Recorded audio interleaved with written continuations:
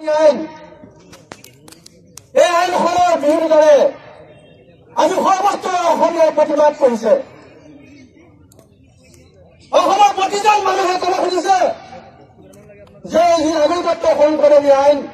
এই নাগৰিকত্ব সংশোধনী আইনখন অসমৰ কাৰণে গ্ৰহণযোগ্য নহয় আৰু আমি এই আইনখন মানি নলওঁ। কিন্তু আমি দেখা পাইছো সেইজন সৰ্বানন্দ সোণোৱাল যিজনক সিদিনা আমি নিৰ্বাচিত কৰি জাতীয় নায়ক সজাই অসমৰ হিৰো সজাই দিশপুৰা সন্তুষ্ট কৰি আমি মুখ্যমন্ত্ৰী মাতিছিলো আৰু সেইজন সৰ্বানন্দ সোণোৱালে আজি নাগপুৰৰ শৰণাপন্ন হৈ অসমৰ ওপৰত বলপূৰ্বকভাৱে এই নাগৰিকত্ব সংশোধনী আইন নামৰ জাতিক ধ্বংসী যিখন আইন এই আইনখন চাপি দিব খুজিছে। আমি দেখা পাইছো কেইজন হিমন্ত বিশ্ব শৰ্মা যিজনে সিদিনা যেতিয়া কংগ্ৰেছৰ শাসনত আছিল, কংগ্ৰেছ মন্ত্ৰীসভাত তেখেতে মন্ত্ৰী আছিল, তেখেতে কৈছিল যে গুজৰাটৰ পানীৰ পাইপে হেনো মুছলমানৰ তেজ বয়, অসমৰ পানীৰ পাইপেৰে পানী ওলাই, গুজৰাটৰ পানীৰ পাইপেৰে হেনো মুছলমানৰ তেজ বয়।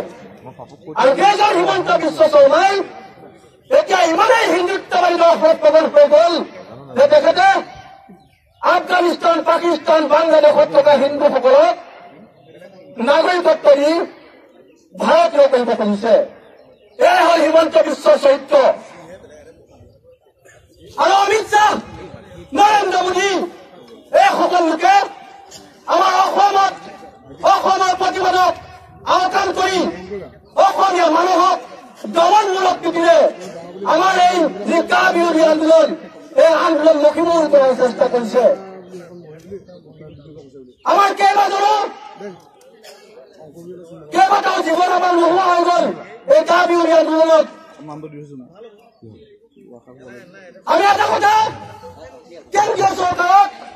অসম চৰকাৰক আমি এটা কথা সকীয়াই দিব খুজিছো, যদি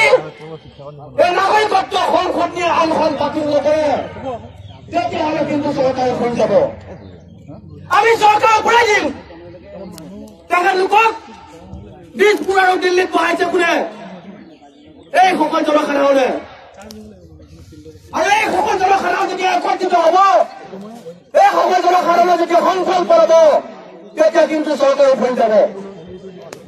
তেওঁলোকে জুই লগত খেলা কৰিছে, যদি চৰকাৰ হৈ যাব। ৰাইজ, এই কা বিৰোধী আন্দোলনখনত ইতিমধ্যে কেন্দ্ৰীয় চৰকাৰে, অসম চৰকাৰে আত্মসাক্ষ্য কৰিছে, উপলব্ধি কৰিছে।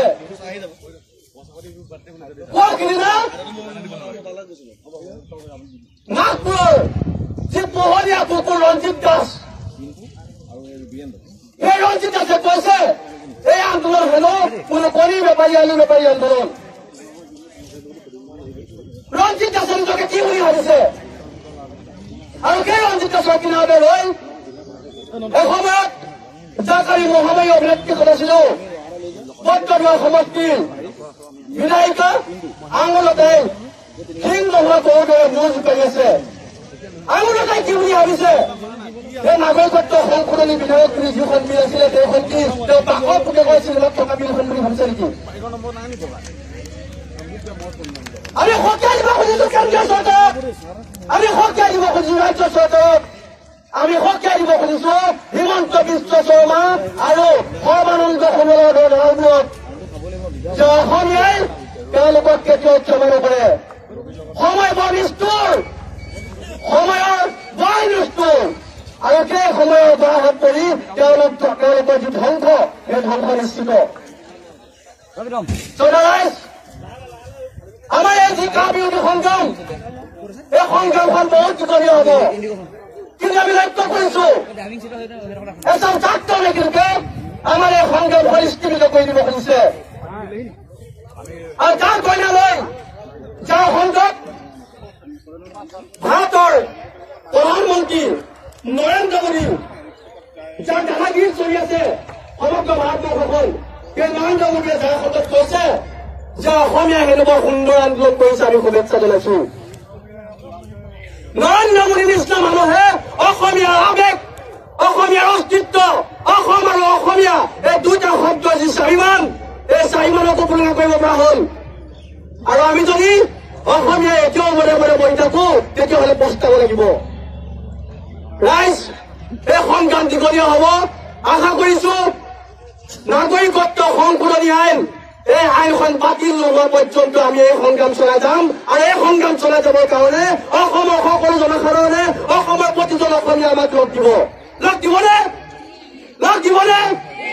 লগ দিবনে লগ দিবই লাগিব অসমক জীয়াই ৰাখিবৰ কাৰণে অসমীয়া জাতিক জীয়াই ৰাখিবৰ কাৰণে অসমীয়া ভাষা সংস্কৃতিক জীয়াই ৰাখিবৰ কাৰণে আপোনালোকে আমাক লগ দিবই লাগিব নহ'লে এইখন অসম ধ্বংস হৈ যাব অসম আৰু অসমীয়া শব্দটোৰ যি অস্তিত্ব এই অস্তিত্ব সমলঞ্চে নাইকিয়া হৈ যাব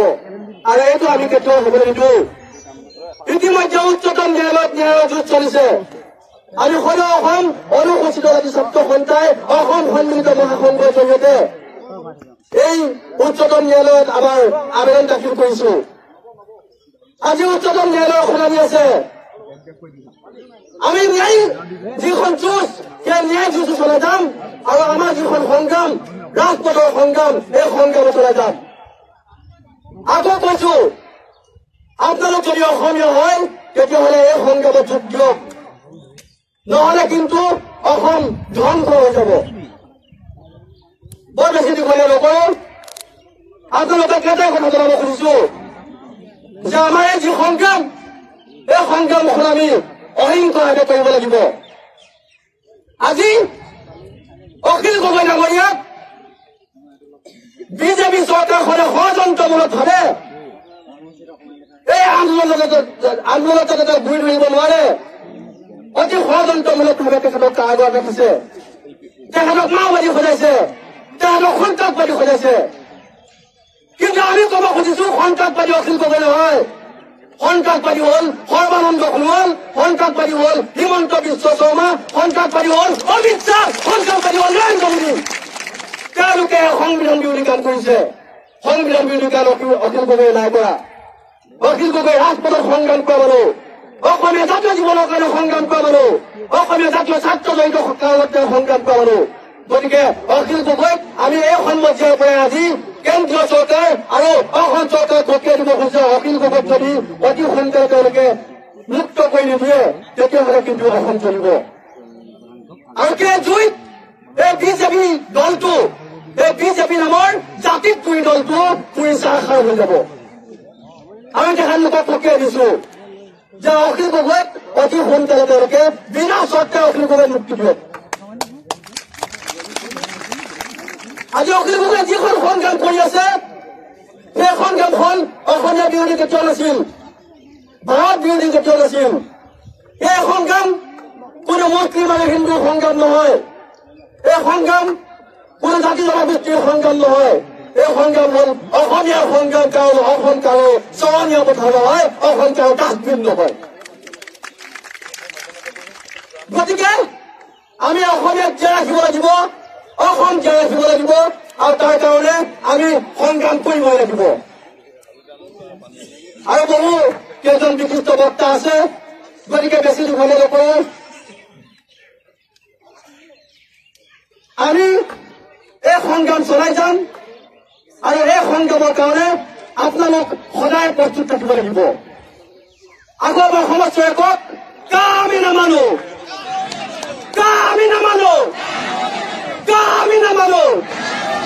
নাগৰিকত্ব সংশোধন বাতিল কৰক নাগৰিকত্ব সংশোধন বাতিল কৰক অমিত শ্বাহৰ দাদাগিৰি নচলিব অমিত শ্বাহৰ দাদাগিৰি নচলিব বিজেপি গড বেক